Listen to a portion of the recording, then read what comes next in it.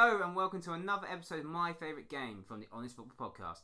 Today I'm joined by childhood friend Tom, and he follows a lot of football with me. So we go to Luton Town games away quite regularly together. He's also an Arsenal fan, so goes and follows them quite a lot. Bit of an interesting backstory behind that, which you'll find out about. He's also obviously trying to do the 92 at the moment, just as I am, so we're trying to compete with each other on that front. And most of them we've ticked off together this season. A bit of a spanner in the works at the moment with the current lockdown, but I'm sure we'll get round to them eventually. So I hope you enjoy his footballing story and what he's got to say about his favourite games. And don't forget, if you'd like to be part of this favourite game series, just give us a message at HonestFootball3.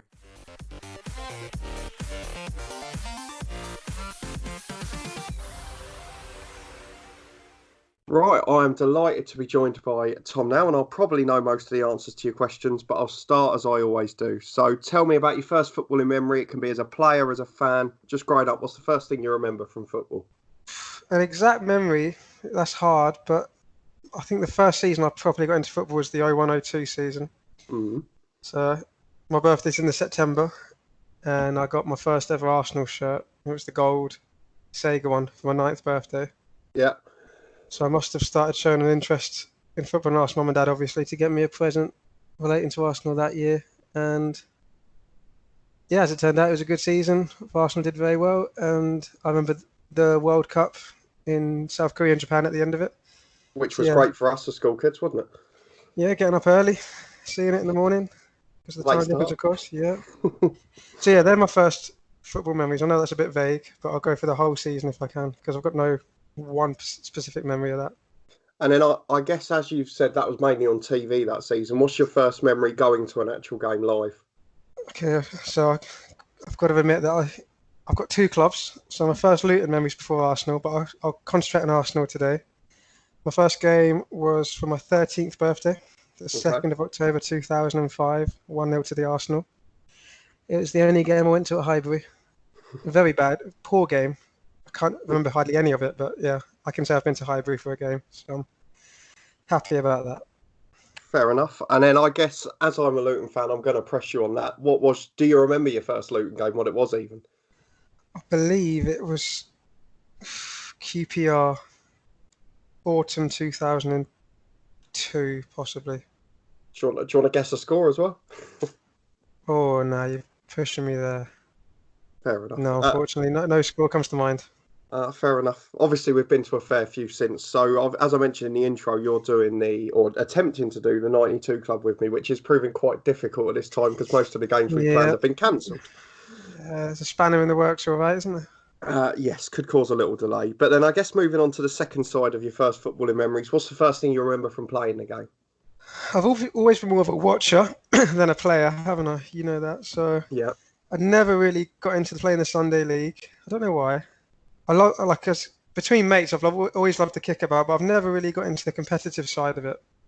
You're one of the few, I guess, weren't you? Yeah, like I would probably say in our year at school, after you, I knew probably almost the most about football. Yeah. Would you say that's fair to say? I would say that's fair. But yeah, never really more of a student of the game, if that doesn't sound too pretentious. I love watching it, getting into it. Was addicted like you with Football Manager back in the day, but... Which is where the knowledge came from, wasn't it? A lot of it, had its place. But yeah, no, going to like Pro Zone, the five-a-side pitches was great, and over like the local park. But in terms of joining a team and all that, no, I never had that, really. Fair enough. And I guess obviously at high school in particular, we didn't have a good school team or anything, so there wasn't really that many competitive football matches at that stage. No, I even made the team, didn't I, a couple of times, so that says a lot. I mean, you're selling yourself short. You weren't that bad, mate. No, okay. No, we had a few games at school. We got thrashed a couple of times. We did. Play football now, actually, in my mid to late 20s, more than I ever have done for years. You know, I do five-a-side up here in Leeds now, part of a good group. So yeah, I'm getting into it now. But... Well, that's what I was going to ask you about, really, is because you're probably one of the weird ones. So I've gone the opposite way, obviously, like most people, which is playing through the youth, get an injury in your early 20s or mid 20s, and then stop playing. But you've gone the opposite way to that. So what sort of drove that? Oh, do you have to bring another club into the mix? So yep. For those that don't know, St Pauli are a team based in Hamburg, Germany. that can, like if you know them, you'll know them because they're known as their reputation is they're an ethical team, Hmm. and they stand against discrimination of all kinds, whether it be sexism, racism, homophobia, whatever, you name it, they're against it. And there's supporters groups around the world, and the one here in Leeds is really active in promoting the inclusion of asylum-seeking refugees. So Hmm. on a Sunday, anyone's welcome to come down. You pay what you can afford. Recommended you pay £3. But as I said, if you haven't got the money that week, no problem. And it's just a kickabout between mates, not competitive. No one moans at each other. No swearing. It's laid back. It's a laugh. We don't keep track of the score, and that's just how I love to play the game. As I said, I've always liked playing between mates. But the minute it gets a bit competitive, shoves, what you doing, ref, all that kind of nonsense, then I can't be bothered with it. So it's perfect for me. Fair enough. And I mean, obviously, I've played in it a few times, both Leeds and Manchester with you, and I know that it's very, it's a very good, well supported. It's almost charity, isn't it? Basically, for people Yeah, in that sort of situation. yeah, yeah. You could say that they wouldn't. Yeah, there's no they haven't got official charity status, but yeah, it is kind of like all inclusive. Just meet mates, get chance people, make people feel welcome. Doesn't matter what ability you are. If you never kicked a ball in your life, doesn't matter at all. Like just come down. And yeah, so that kind of environment is like that suits me. Like as I said, it's just a laugh. It's just great fun. Get a bit of exercise on a Sunday, and it's perfect. Couldn't agree more. And I know you didn't want me to bring a third club into it, but it's important we mention their work because it is quite an Yeah, astonishing thing in this day and age, to be fair. yeah. I look very indecisive, don't I? Three teams, but yeah, I can't say I'm a real St Pauli fan. I've been to one game. I just like what they're about. I don't ever look at their results. I couldn't name you a player really, but yeah, I buy into their ethos. Fair enough. And I know you don't want me to, but I'm going to make you talk about them even more now, these clubs, because you've obviously mentioned Arsenal and Luton. Luton's going to be an obvious reason, as we'll get into. Arsenal, perhaps not so much, but probably the closest big team to where we grew up. But tell me about why you support the two clubs and why. So yeah, Luton Town, it's our hometown. Got to show interest in your local team. Yep. That's obvious. And Arsenal, there's two ways I could approach this question. So I'll do the long-winded one, and then Go I'll on. do the quick one. And then so let's begin. My nan was an Arsenal fan. She's from Walthamstow, so like Hmm. kind of northeast London, so not too far. And yeah, she used to go to games in the 50s. Yeah. My dad's a football fan, but not a fan of a team, so it kind of skipped a generation. But my uncle is a big Arsenal fan, so Hmm. in a sense, I'm third generation of sorts. Yeah. And yeah, as you said, Luton's only like 30 miles from London, so the big clubs like on our doorstep or whatever you want to call it would be Hmm. Spurs, Chelsea, Arsenal. So it's local, and got to be honest, as I said, the season that I really got into football was 01-02, and Arsenal were just about to go and win the double, Yeah. and then they won the FA Cup the year after, went unbeaten the year after, Yeah. won the FA Cup the year after, went to the Champions League final the year after. So there was a little bit of glory hunting, if I'm being honest as well. It did get a few of the kids for us growing up in our year, didn't it? Let's be fair. Yeah, I mean, what a team. It was a great team. Not so You've got much to be. glory these days, but yeah. When you're impressionable, age 9, 10, and you're going to, yeah, They got can't you when really it see. mattered most. Yeah, the beautiful football they played, charismatic heroes like Henri and the team. I mean, can't really blame you, can you? I can't blame you for it. But you have missed one important detail there, which I am going to press you on. So you mentioned that it started with your gran, who was an Arsenal fan, of course, and went to games. But you didn't mention another grandparent. So can you please give us a bit more detail on that? Yeah, so you make a good point. So the two big football fans I had in my family, as I said, my dad loves football, but he's Yeah. not a fan. He just appreciates the game. So he wasn't going to push me to support one team. But my nan on his side is an Arsenal fan, and then my granddad on my mum's side is a Spurs fan. So Hmm. yeah, it definitely was going to be one of the two North London teams I'd end up supporting. And I don't know if you ever knew this actually, but I think at one point I was kind of leaning more towards Tottenham. Interesting. Yeah, I could have easily gone the other way. Actually, I think I actually remember saying to someone, we had a kid in the year above that I was friends with, and I went to his house, and they were all Spurs mad, and they had a big clock in their bedroom, which was like a giant watch on the wall, and it was Tottenham. And I think I actually said to him, "Oh, what a coincidence! I'm a Tottenham fan as well." I mean, what you say when you're 8 years old, eh? Like, wow. But yeah, I don't know what I must have seen the I've obviously seen the light, some point in my youth, and yeah, I followed my nan, not my granddad, thankfully. I guess the likes of Pires, Bergkamp and Henry probably had a little bit more than Darren Anderton and Jamie Redknapp at that stage for you, possibly. Gary Doherty? Gary Doherty was just going from Luton, wasn't he? So Oh, you could have had 2 clubs with Gary Doherty. yeah, Matty Upson instead. I followed his career better. And obviously scored in the World Cup, so we can't argue with that. No. I'm going to start to move towards the big question here, and I know you've got a few games to choose between, as most people have. But as we're in a situation that's a bit unprecedented at the moment, and I think you're the first favourite game interview since football has essentially been on lockdown. Tell me what life's been like without football for a couple of weeks, bar a bit of Australian A-League. Yeah, without being dramatic, I know obviously it's literally life or death for some people. Yeah. But yeah, you do realise, don't you? Like I've just come back from 4 months in South America, and one of the things I missed most about the UK, obviously family, got to say that. But football I have to say, I missed it massively. Yeah. So I was really looking forward to coming back. As I said, we're doing the 92, ticking some grounds off before the end of the year, getting to games, and we've done a couple, haven't we? But yeah, now it's obviously all on hold, and just think, what am I going to do tomorrow? That's it, isn't it? What are you going to watch at the weekend? How am I going to film my weekend without? I can't even check the score if you're out and about. It's a huge loss. Yeah. And that's the thing. I guess you've probably had. I know you went to a couple of games in South America, but you've had 4 months more missing football than probably the rest of us as well. Yeah, so. It's been a mad season for me as a football fan. Yeah, you can say that. And then I guess moving on to the bigger questions and the whole point of this podcast, we talk about people's favourite games, their favourite footballing memories and the reasons for it. I'm going to ask you some spin-off questions as well at the end, but let's move on to it. What are your favourite ever football matches and why? And you can obviously narrow them down as you go along. So ones that come to mind, my first North London derby was, I don't know if you remember it, it's where Arsenal go 1-0 up. And then from kickoff, Fabregas runs through their whole team pretty much and slots another one away. Yes. And it was just absolutely mayhem. And I think Fabregas actually ran to celebrate towards where we were sat. So yeah, that was unbelievable.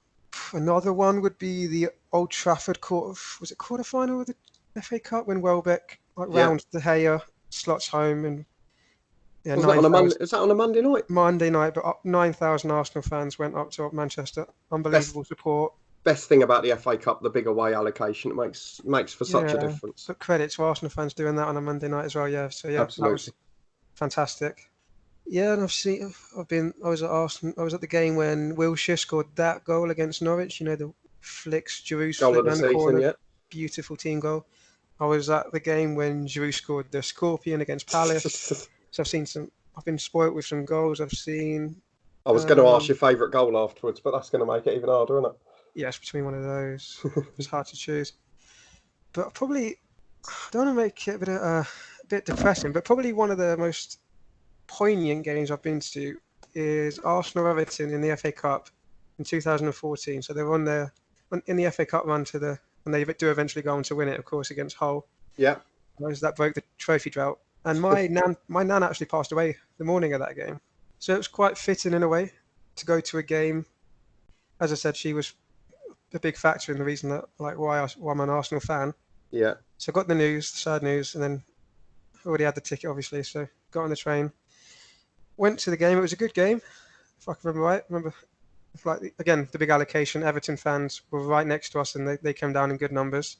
Yeah. So good atmosphere, a good game. It's just and then Arsenal obviously win that game and go on to win the cup, and it just felt quite special in a way. And I'm not that kind of sentimental, romantic type that believes in fate and she's looking down I'm not saying that, but it just felt right that on the day that my nan, who I was close to, passed away, I went on and saw Arsenal win a big FA Cup tie. So yeah, I'll probably go with that game. That has a special place for me. That's quite a good choice actually, and it links in with quite a few of the ones that have been chosen in this series where people choose the games, and it's not necessarily the football match itself or being the best game with the most goals or whatever, albeit that you said that one was a good game, but it is the fact that it can bring you together in difficult circumstances, it can bring a community together, whatever it may be. Yeah, definitely. It's the most important thing about football and probably the thing that we'll end up missing the most over the next few months, I would have thought.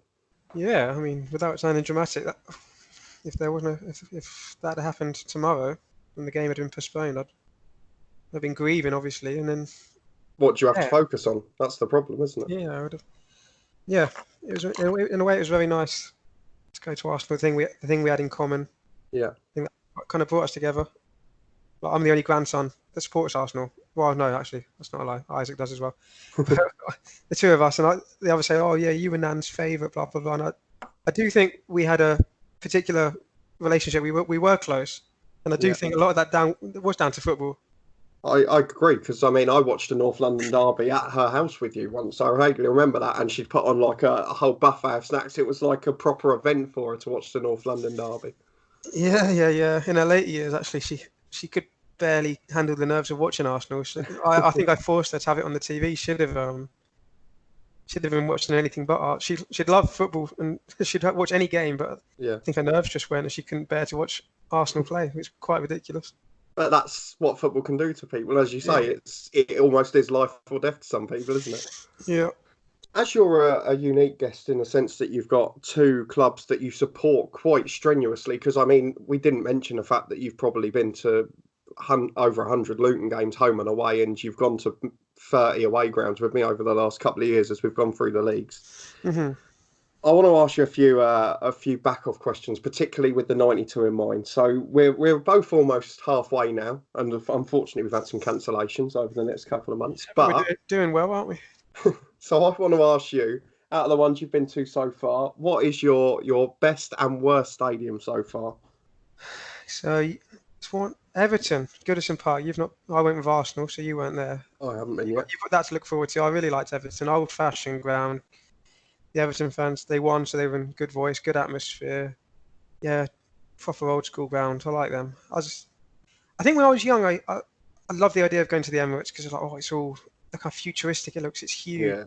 And now I've kind of grown up a bit, and I think I really kind of wish I'd have been to more games at Highbury and the old school four stands instead of the bowl, and you know what I mean, like it's got character. All of these. I know it's a stereo, like it's a cliche to say, but yeah. Soulless bowl. Yes, there's a few of them about, aren't there?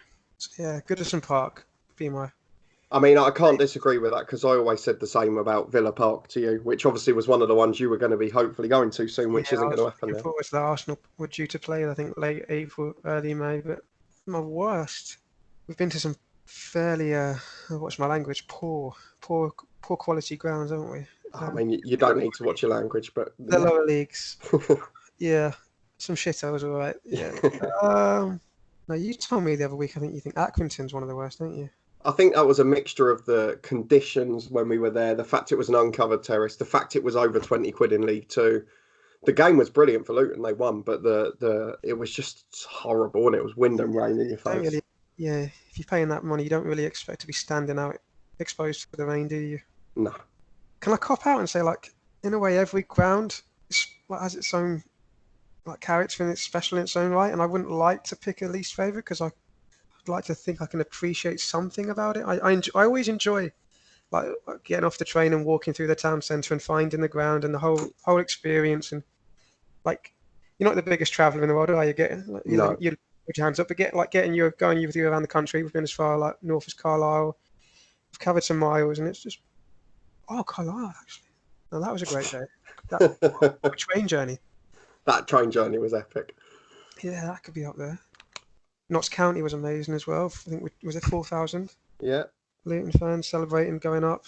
I mean, you took me out of England for the first time for a football match this season as well, which was Cardiff. So yeah, there's some special things football have done to us. Yeah, it's the only thing that gets you out of Luton, isn't it? Yeah. I will let you cop out with your answer for one reason only, and that is because you haven't yet been to Stadium MK, which I think you'll probably say is your worst once you've been there. No. A local ground as well to Luton, but no, I've not been to MK yet. And bar the being able to get pizza to your seat, it is absolutely atrocious, I can assure you, especially because it's empty all the time. I would say be careful because you'll have MK Dons fans right into you, but there aren't any genuine Milton Keynes Don fans that actually care enough to listen to a podcast about football, are there? So I think There's probably a few about now because I'd expect 20-year-olds could have grown up with MK, but I can't imagine there being any middle-aged blokes who are staunch MK Dons fans. Moving on, I want to ask you because all of your favourite games and goals and pretty much everything else mentioned Arsenal only. And of course, I am a Luton Town fan. You were from Luton. You've probably been to more Luton games than Arsenal games. Is that fair to say? Or are we close? I told you the other day. I think I'm on 90 Arsenal games, so I would imagine. You probably know better than me. Actually, you're good. You're better at maths. What do you think over the years, ticking it up? Yeah, probably more. You've got to have been to more Luton games than that. Yeah. All right. Yeah. So we'll go with that. I'm going to make you pick a favourite Luton game just because I'm interested to see if it's the same as mine, because your episode will be coming out the week before or after mine. So it will be interesting to see what is your favourite Luton game, because they have had a dear place in your footballing heart. You sure have. Again, some obvious ones come to mind. The Johnston's Paint Trophy at Wembley. Was it 38,000 Luton fans that day? It's about that, wasn't it? 38, 39,000. Didn't we hold the record for most fans at Wembley at one point? Yeah, because obviously the FA Cup finals before that, they could only have about 30,000 because of all the corporate guests. Yeah, limited, yeah. Yeah. So that was a special day going to it. I think that was my first time at Wembley. It would have been, surely. Yeah, same. I think. Getting promoted, obviously.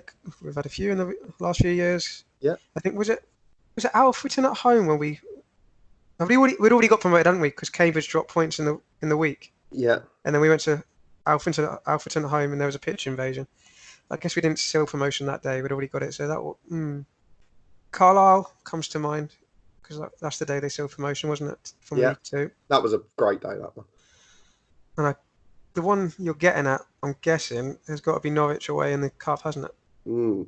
Yeah, that was incredible. It was the weekend. It was the record at the time. I know Lincoln have done it since, but a non-league team winning away at a Premier League team at the time. And obviously, the days before VAR, we were quite aware that one of our players had handled the ball very deliberately in the penalty box at Lee. Decision went our way, so we won't complain. And kept the England captain quiet. Yeah, backs to the wall, Harry Kane. And yeah, what a day out. A weekend away in Norwich with mates. It was fun. Didn't expect anything from the football, of course, playing the Premier League team away, just a day out. And then to actually win, had everything, didn't it? So. And I mean, the fact that it was about minus 10 degrees, there was ice all over the floor from a snowstorm 2 days previous. It was. We slept in, and you went out to Sainsbury's, didn't you, in the snow in the morning? To get my usual stash of pastries, correct. Yeah. And I seem to remember the Australian Open was on the TV. It was the final, I think, wasn't it? Sure it was. Yeah, the things you remember. So yeah, that's up there. But let's not talk. We'll leave you to chat about that in detail for your next episode. Absolutely. You'll do it justice. I will do it justice indeed. But I'm glad that there are a few Luton games that at least hold a little bit in your memory. Oh yeah, I'm an Arsenal fan, but I've obviously got a huge soft spot and a lot of time. I'm proud to say I'm from Luton, and I do support the team as well. You're allowed 2 teams. I stand by that. That's fair enough. And that comes from supposed Luton Town fan Tom, who is currently living in Leeds. Thank you very much for joining me. I do appreciate your time, and I'm sure a few football fans will over the next few weeks, as they've got not much else to look forward to, so they will probably have a little bit of a listen and have a few fond memories of going to football. So thank you for joining me. If you enjoyed the episode, please do put a thumbs up on it and subscribe to the channel for regular content from the podcast, and you can follow us on Twitter at HonestFootball3. Thanks, mate. Oh, no, thanks a lot. I've been looking forward to doing this. It was a pleasure.